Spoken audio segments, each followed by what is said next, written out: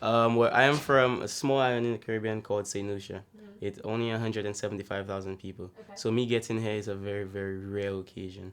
I got selected to come here because I play for my national team back home. It's a small country, but it's still an honor to represent your country. Because of that, the government of Saint Lucia, they try to push their athletes into making the sports bring you somewhere, because we have a lot of athletes who just like they're very good in the teen years, and then after that they kind of have to give up on sports because they have to go and work because it doesn't really take them anywhere.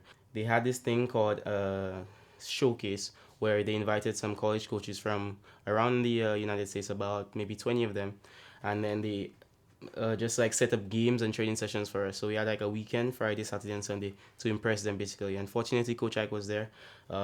Me and two other friends of mine got selected to come here, and it was a good experience because honestly, football is really what I like doing. We call it football, you call it soccer, Right. but football is what I enjoy doing, and I always thought that it would take me places. I didn't see it. I had a lot of faith, and I worked hard, and I appreciate that because it's taken me, like, I've traveled to almost every Caribbean island. I've traveled to the UK, to Manchester, to train with a professional club there called Manchester City. So it's really brought me places. It's really put my name out there, and I'm never gonna stop playing because it's what opened doors for me. How did your family feel about you coming to the United States to play soccer? It was a lot of mixed emotions because they always pushed us education wise, and they were thankful that I was getting the opportunity to go to the United States to pursue an education. And they were also happy that I continued to play my football. But there'll always be a sour feeling to it because I'm going to be, right now I'm 5 hours from home, 6 hours from home.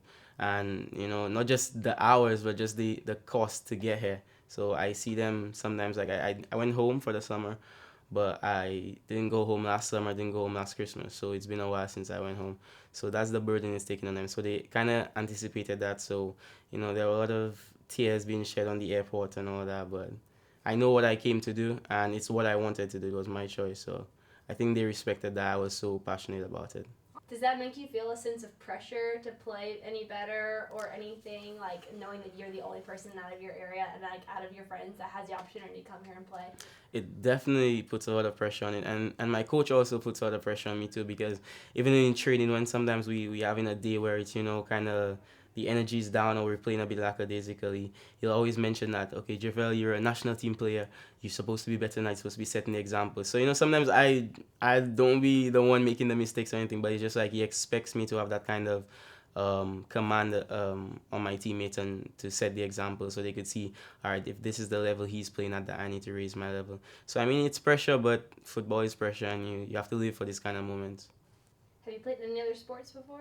Yes. So growing up, I played cricket a lot. Cricket is a sport similar to baseball, Right. and it's a very popular sport back home. I would say it's about 50-50 with football. But I was pushed into it more because my dad played for the national cricket team.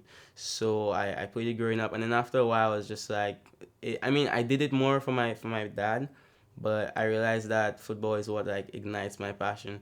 And it was like cricket is more popular when you get older, almost like golf, but it's just like all my friends my age were just like playing football, so I just picked it up, and then I started to get really good at it, and then I started to really take it seriously, and make a plan for myself of where I want to be, in 5 years, 10 years, and so on. So, how is the level of competition where you're used to on the national team back home hmm versus the college level here?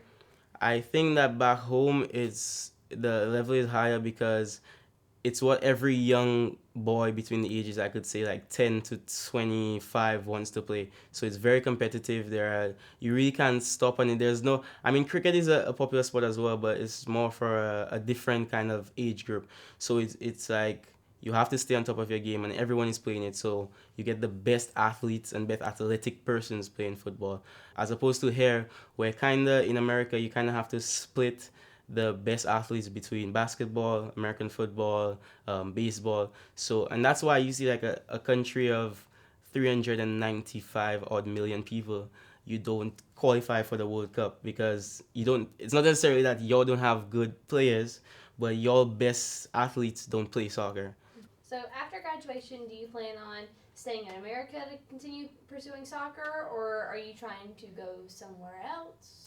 I do plan on staying in America for a while to do some tryouts with probably some lower division teams and work my way up and get some experience, because the ideal place to play football is in Europe, because that's where it's the biggest. That's where you have some of the best teams in the world. That's where you have the teams who usually win the World Cup come from Europe. So that's the place for it. But the downside to that is that everyone who thinks they're good goes to Europe, because that's the place you prove yourself. So you have to really be top of your game to go there. So I don't think it's a good idea to go there straight out of college, especially some clubs have requirements like you have to have certain number of professional games under your belt before they could look at you if they sign you. So I want to get the experience and be in a professional environment, because although school is nice and you get to go to school, but the thing is you're not 100% focused on playing football, because you have school and you have other commitments that force you to stray away from what a professional is, as a in terms of your diet, in terms of your sleep, in terms of how you work out, because right now you're kind of trying to juggle it with school,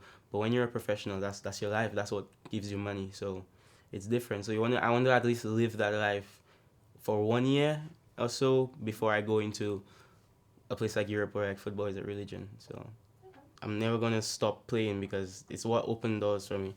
Right. Yeah. Awesome. Cool. Yeah. You ready? Yeah, we've been filming. Oh, great. Okay. Oh. No, you did really good. I was like, man, I wish that we were getting this, and you got it. That's awesome. All right, cool. You did a really good job explaining. Thank you. So,